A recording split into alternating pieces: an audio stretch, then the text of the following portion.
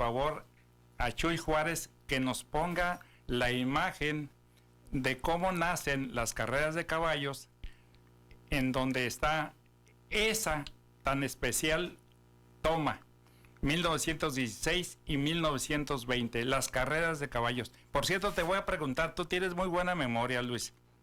¿Quién crees que ganó la primer carrera que se desarrolló en Tijuana? Oye, y ahí sí, como se dice en el argot beisbolero, me agarraste entre primera y segunda. No sé, ¿quién sabe? ¿Quién lo sabe?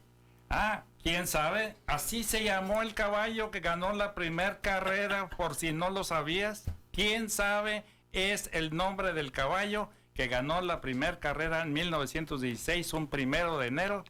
Y ahí está el hipódromo Sunset, que en ese tiempo era... Fíjense lo que dio esas carreras de caballos. Imagínense, 8,888 personas vinieron a la inauguración. Y para 1920 vinieron 65,000 turistas a Tijuana, un 4 de julio.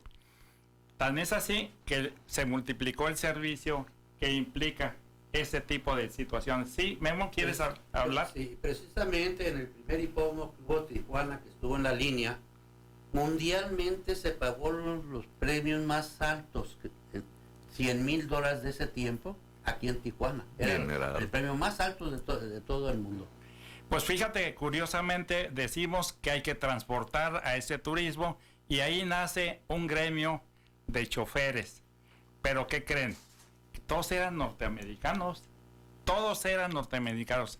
La Sutherland, el señor Fred Sutherland y el señor James Wallet eran los que tenían la concesión de hacer ese recorrido.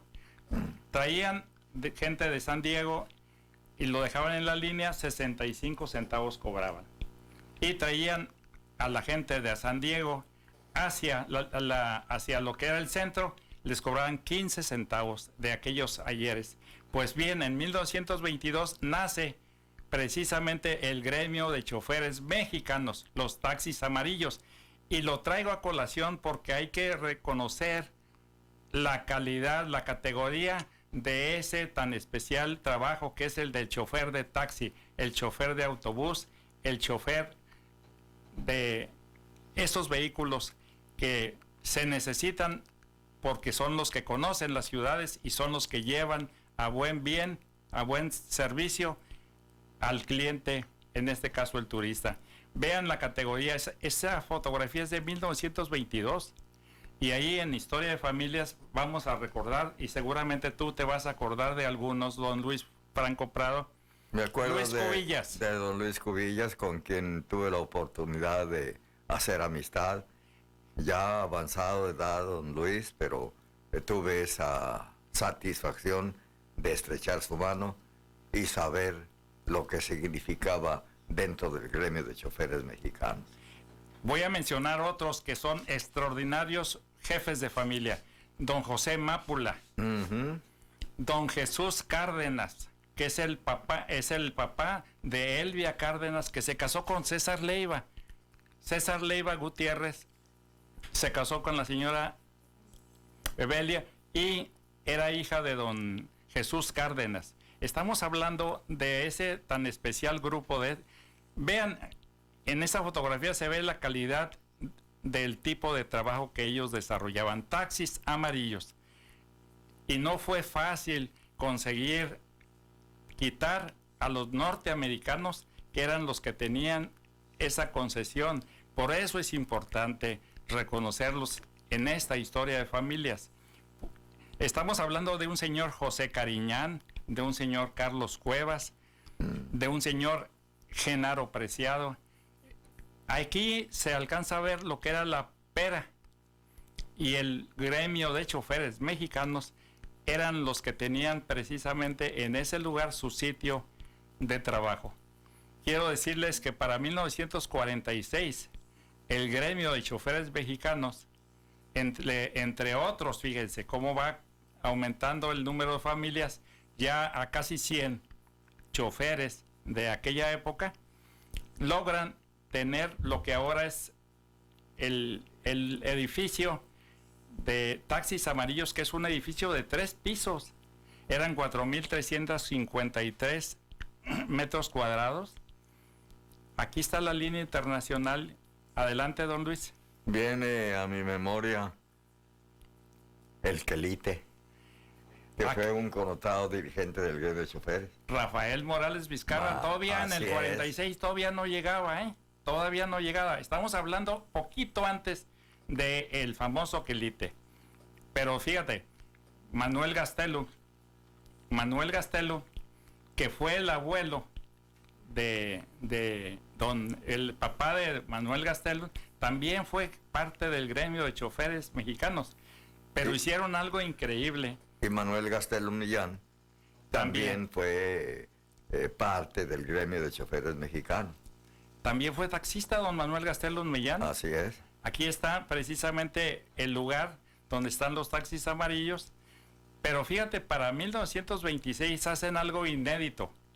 Y es ahí a donde quiero llegar, como el trabajo, primeramente del sindicato, el sindicalismo, lleva a la necesidad de tener autoridad. Ellos forman un grupo que se llama Partido Nacional Progresista, 1926. Y ese grupo de choferes, entre los que está Carlos Cuevas, está Jesús Cárdenas, Genaro Preciado, José Cariñán, ellos son candidatos a regidores y demás. Pepe, no sé qué relación tenga el nombre de Carlos Cuevas con un personaje de esa época que le decían el Chale Cuevas. Es el Chale Cuevas, precisamente, Carlos Cuevas. Carlos Cuevas. Así es. Entonces es hermano de Teófilo Cuevas.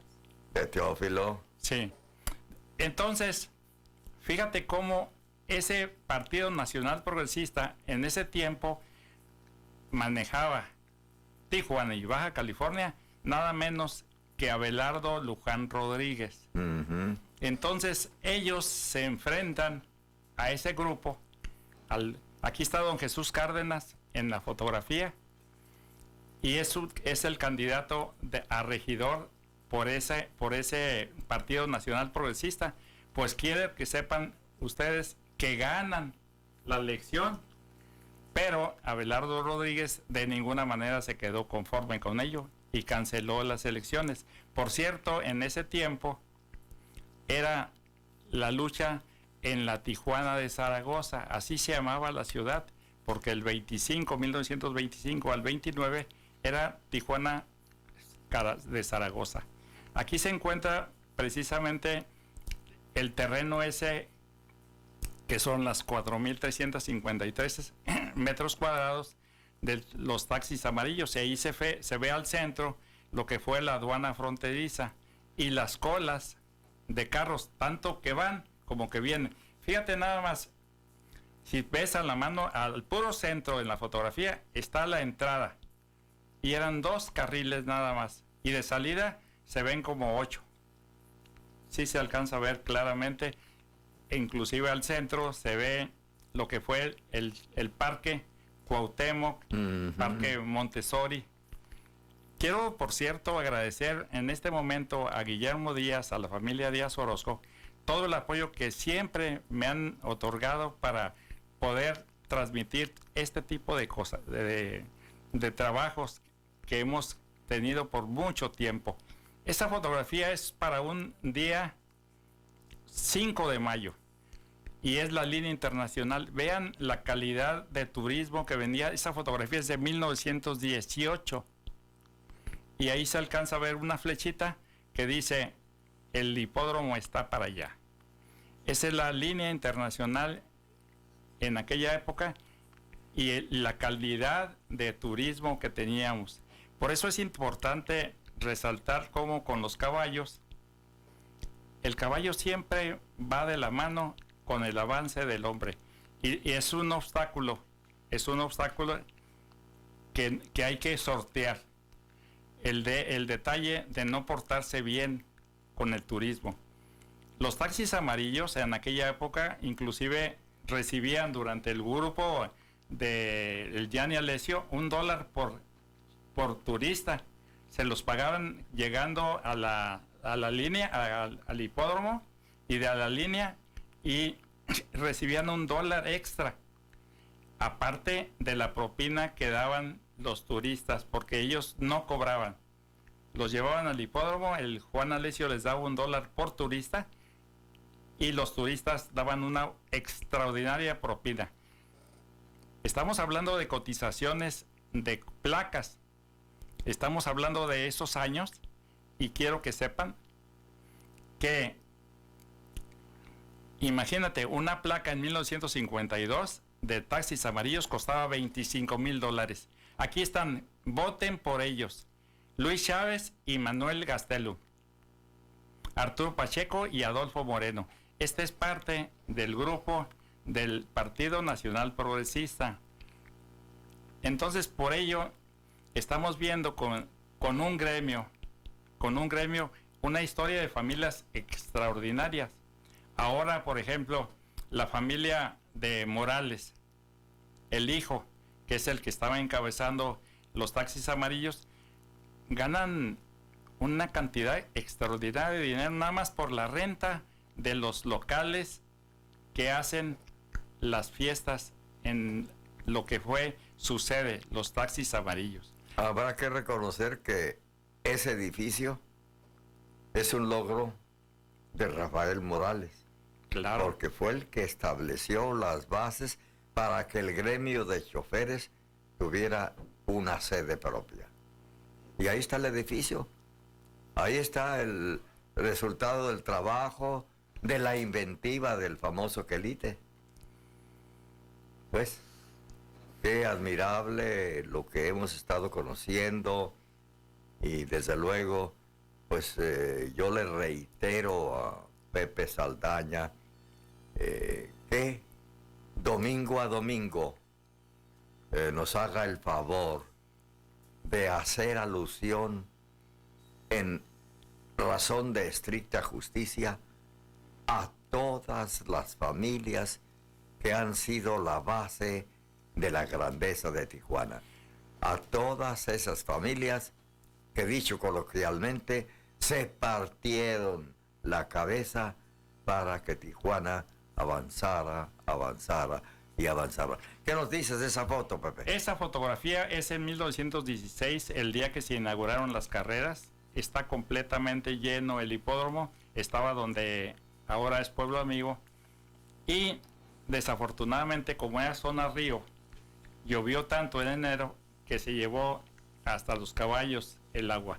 Pero imagínate, 8,888 personas tomaron boleto, y de ahí los trabajadores de ese hipódromo Sunset después forman para 1930 lo que es ahora la colonia Libertad.